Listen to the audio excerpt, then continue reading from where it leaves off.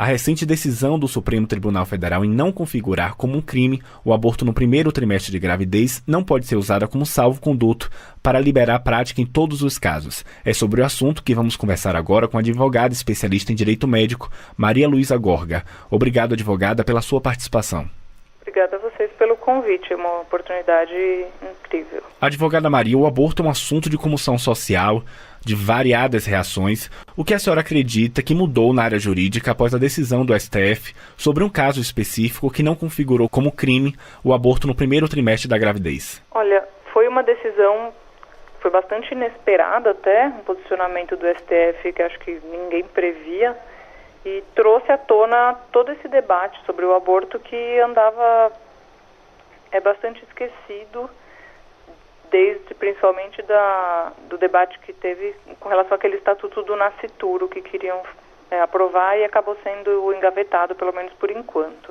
A decisão não é para todos os casos, né? Ela não vincula nenhum juiz, ela não se sobrepõe à lei, foi só para aquele caso específico.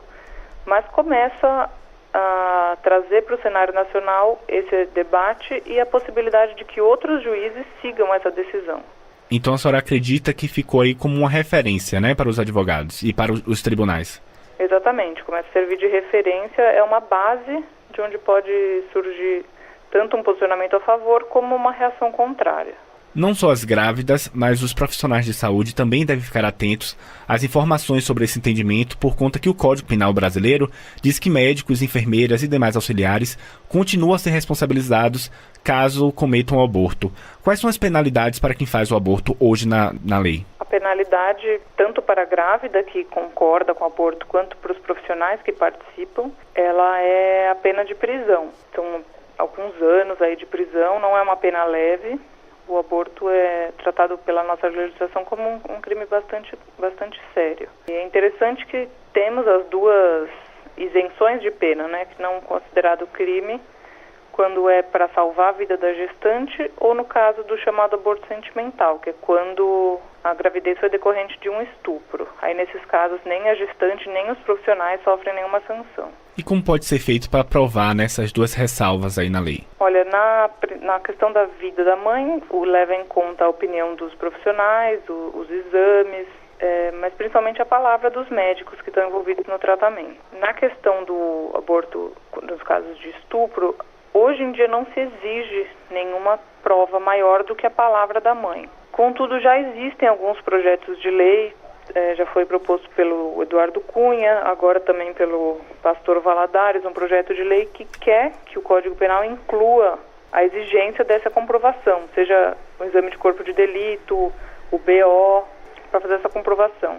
Que, na verdade, dificulta muito o acesso para a gestante, né, que já passou por uma violência, que é o aborto, e tem o seu acesso a esse método dificultado. A primeira turma do STF justifica que a proibição da prática da forma como está prevista na lei, né, pode violar diversos direitos da mulher, bem como o princípio da proporcionalidade.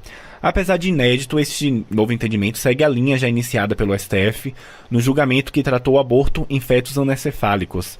A senhora poderia falar um pouco de forma comparativa sobre esses dois casos, essas duas decisões? Claro. Já no caso dos fetos anencefálicos, o Supremo Tribunal entendeu que viola a dignidade da mãe ela ter que gestar por 9 meses um feto que se sabe que não vai ter vida. Por mais que tenha alguma existência fora do útero, não tem vida, não tem autonomia, não tem nada. E isso é muito, muito grave, é muito pesado para a mulher. Com base nessa linha da dignidade da mulher, o ministro Barroso foi além. Ele falou que a própria gravidez indesejada viola essa dignidade da mulher. Então, precisaria haver um sopesamento dos direitos, tanto o direito do feto quanto o direito da mulher, de ter a sua dignidade, a sua autonomia, a decisão sobre o seu próprio corpo. E o que ele entendeu foi basicamente, ele não disse que a vida do feto é inferior a esses direitos da mulher. O que ele disse é que até os 3 meses não se pode considerar que exista uma vida, de forma que esses direitos da mulher prevalecem. Hoje, atualmente no Brasil, a lei ela acaba destinando que algumas mães façam um aborto de forma ilegal, né, com abortos clandestinos que trazem consequências e riscos de morte, risco à saúde. A senhora acha que esse novo entendimento pode ajudar nesta situação, a evitar que exista esse aborto clandestino? Se esse entendimento evoluir para um posicionamento que valha para todos, como por exemplo no caso dos fetos anencefálicos, que vale para todos os casos, com certeza, porque hoje em dia não é porque o aborto é crime que ele deixa de ser feito, ele só é feito de forma insegura, principalmente pelas mulheres que têm menos condição financeira. Todo mundo sabe que quem tem condição financeira vai numa clínica e faz o aborto. Não é uma questão de ser crime ou não que vai impedir isso. Então a questão tem que ser encarada mesmo como uma questão de saúde pública, de saúde da mulher e se a ideia é proteger o feto, proteger o bebê, o governo precisa ter a mulher como uma aliada e não como uma inimiga. Precisa entender quais que são as demandas que levam alguém a optar pelo aborto e tentar resolver esses problemas. O problema, por exemplo, da educação, o problema da falta de condições financeiras.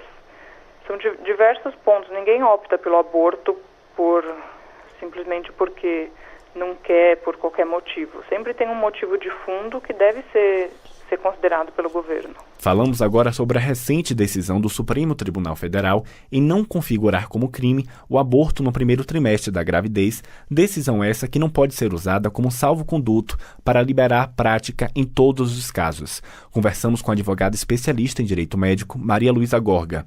Obrigado, advogada Maria Luísa, pela sua participação e sua disponibilidade. Eu agradeço também pelo convite, muito obrigada e fico à disposição.